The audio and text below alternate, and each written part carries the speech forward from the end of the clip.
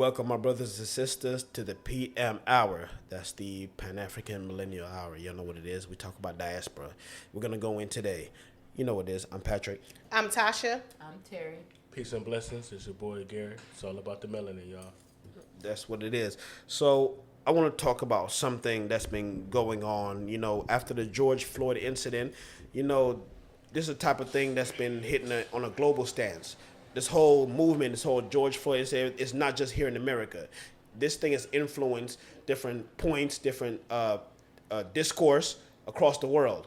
You see, in Britain, they're trying to tear down the statues of colonial figures over there, South America, everywhere.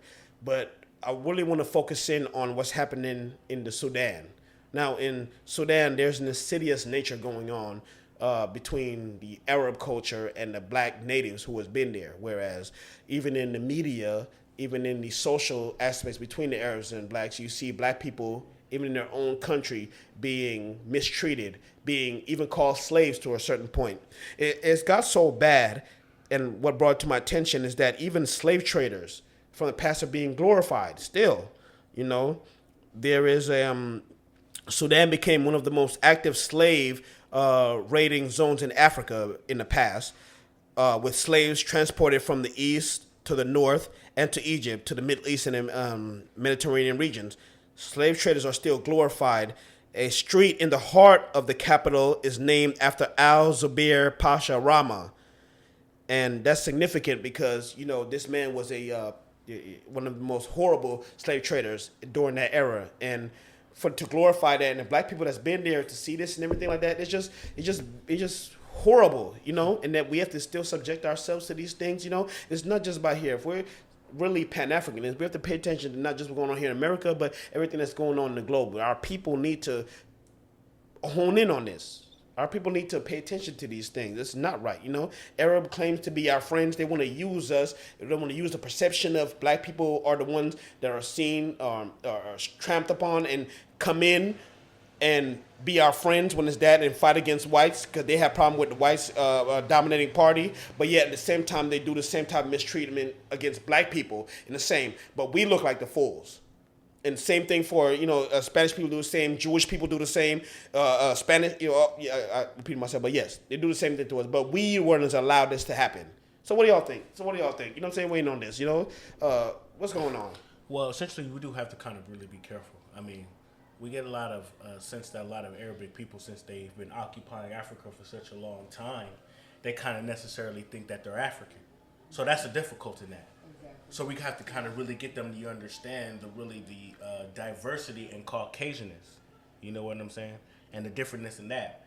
Because that's really what's going on right now in Africa. It's just a really occupation of it. Mm-hmm. But the thing is that you could see that the Arabs were able to adapt to the culture a little bit more simply and a little bit faster than the Anglo-Saxon was. And I think it's true. It is part due to because of the blonde hair, blue eyes. They their religion the same way. Yeah, absolutely. Yeah, absolutely. But what? Because they Yes. made the Africans Muslim. Yes. Yeah. Not, Absolutely. Yeah. Absolutely. And right. So to say that is kind of exactly what I'm getting at. It's like for them it was they were able to smooth that hint of the infiltration a little bit. That transition of the transition of the infiltration was easy for them to get into. If you can kind of see what I'm saying. Yeah, it was easier for them to kind of subside, like you said. Well, also because also they did bring that as well, but also was their appearance. You see, you got to understand how the division, how this divide and conquer thing really works. The fact that you can have the Anglo-Saxon, the blonde-haired, blue-eyed white man still battle against his Arabic white brother in sense of just ideology and his Muslimism. That's what Muslimism. This is how they were able to get behind some of these Africans that already opposed the Europeans just by their appearance. So they just said, well, So I see what you're saying. They get the play black on people that to fight their ignorance. fight against other Right. the Well, that's Anglo-Saxons. always what it's been Yeah. about. That's always what it's been about. I mean, we got so many things we could get to. We don't really want to get into a story, but a majority of all the wars that happened in Africa, if not all the wars that happened in Africa, was really just between all the white races really fighting through each other, whether we're European or whether we was European to the Mediterranean. And that Mediterranean, I speak that because it's the broadness of Arabic. Already Saudi Arabia, Jordan, Turkey, Iran, Iraq. I mean, it's all of it. It's just this whole Persian Empire, Ottoman Empire. When the Ottoman Empire really, you mean go to as far back as Carthage? People know about that. When the Ottoman Empire broke apart, this was this infiltration of when they really came into Africa. They really kind of. People know Hannibal Barca was a Northern African. Hannibal Barca, Northern African, one of the most brilliant minds in militaristic type of stance. Even the European world right now don't want to see Hannibal Barca as being a genius because he was one of the only ones that defeated Rome at their height, and he was a black man. They don't even want to admit. African. So far, they wouldn't admit that Hannibal Barca was a black man. African? Yes, he was an African. He was definitely a black man, and he defeated Rome in battle. It was so bad that they lost 100,000 people. He only lost 10,000. I'm talking about he defeated them that bad, but they don't mean that bad. But that's a different subject. You know what I'm saying? But the thing is, what's happening in Sudan, is indicative of what's happening across the entire country. Yeah. You see from the South, you see what the European influence is in the South, and black people are the victims, and you see a lot of death as a consequence of the influx of that kind of cultural, standing. You know what I'm saying? White people, there's even talks about giving land back to black people that was taken from them from colonial times. You in the Arab cultures, you see. Now, I know in Egypt and in the north, there's a lot of Arab population and things like that, but you have to remember, don't let them confuse you. Egypt is part of Africa. It is not part of, the Middle East. It's part of Africa. That is black lands that was invaded by them, and hopefully one day we'll reclaim those lands. That's another story. Okay, but so anyways, help me to understand. You're saying that they went over there, infiltrate that land, and made those people slaves? Yes.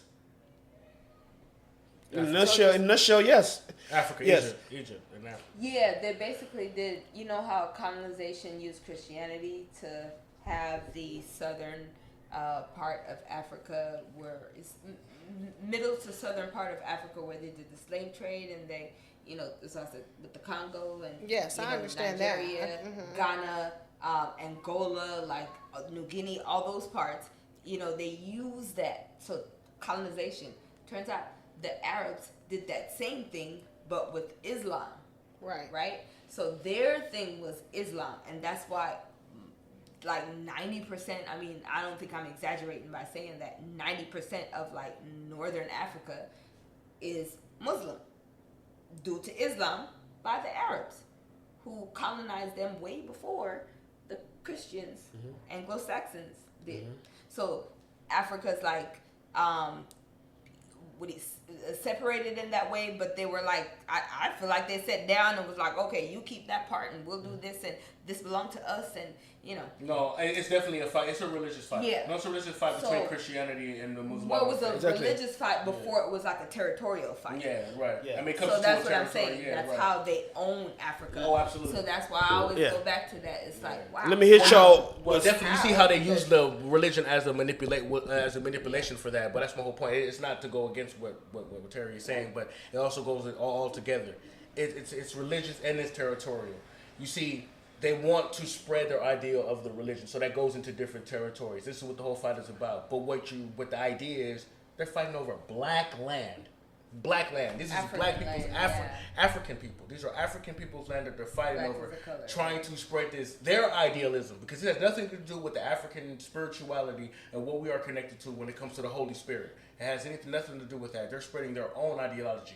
So this is a fight in Africa for this land, or this African land, more of the territory, between the Christianity and Muslims. So this is something what they did years ago about the diamonds, when the white people went over and fought for their land, which is the black people land, and when they went to go do something about the diamonds and took over the people land about them diamonds, when they were talking about the blood diamonds or something about years ago. Yeah, right. that was more so the fault of the Europeans and the Jewish people. Exactly. The Jewish people they kind of raided that, took control of diamond. People don't know, you know what I'm saying, to hit a little bit of history, you know what I'm saying, after the diamond raid and they found a lot of diamonds, stuff like that, you start to see a lot of Jewish people start naming themselves Goldberg and Jewel Stein and all this and stuff like that, you know what I'm saying. If you hear any Jewish people with those names in it, you know they're ancestral to those who raided black lands that had those kind of resources. But it was actually that's absolutely true. The land of the black people, right? Yes. Because it was their diamonds. But let's sticking to the situation between Arab and black. Situation Arab black. We have to remember, and a lot of people don't even notice that Arab people were the first enslavers of blacks before the European world got into it. They were the first, and they were enslaved black people over 100 years before white people even got into it. You know, there's that. Fast forward, you still have Islamic religion. They preach this whole idea of brotherhood. We see that we talk to Arab, they're talking about this whole idea of brotherhood. But again, people, if you know me, and you know I talk about stuff, and we talk about religion, I'm not going to go to the whole thing about it, but we can't just look at it on the surface. You got to look at it politically also, you know, because everybody think of brotherhood, and they try to preach to black people like, don't follow Christianity, don't follow Catholicism, don't follow that stuff because we're your brothers. However, in practice, it doesn't look like that, because if you look at every Arab world, it's the Arabs, the ones that who are actually Arab and the light skins. They're the ones that run the governments and the business, everything like that. You see the dark-skinned Arab, so-called Arabs and black people in those regions at the lower rung. Mm-hmm. Where do you see the similarities? There are black people in Arab countries. Egypt and in Middle East, definitely. You see black people there. And they have Arab names, practice Arab religion, and speak an Arab language. For the same reason you have black people in America who speak a white language, have white names, and practice white religions because of slavery. They did that and stuff like that. So any of these black people claim that don't want to claim to be black and they're Arab are misguided. And they're being ruled and ran over because of slavery. You know, everything like that. So what's happened in Sudan, even they go as far as even the media, you have the media and the papers that even refer to black people there as slaves. As slaves. These people came from foreign lands that came in to mistreat us. So it's indicative of an entire continent of Africa come on. You let these people come over here and treat you like this? And they're the invaders? Yes. Yeah. I mean, when does it stop? At some point, we have to look in the mirror and say, like, you know, it's not just them. They're going to do what they do. Exactly. But why do we keep on allowing it to happen? Grow some balls. It's the leadership. It's the leadership and the factor in this whole thing, you know? Yeah. So, it's upsetting in that fact that we can't just continue to point our finger and blame them for what they're doing. What are we not doing? Yeah. Okay. So you research that, you know, leave the comment, you know, email saying we want to talk to y'all. We know we want to do what we do. This is about the diaspora. When I said diaspora, we're talking about pan-africanism and all that. It's not just here in America. It's not just in Africa. It's not just South America. We're talking about global Caribbeans and all that. Oh, yeah, that's right, baby. That's it. We have to do that, you know. South America. Like us, subscribe to us, follow us, all of that. Yo habla español. The PM Hour.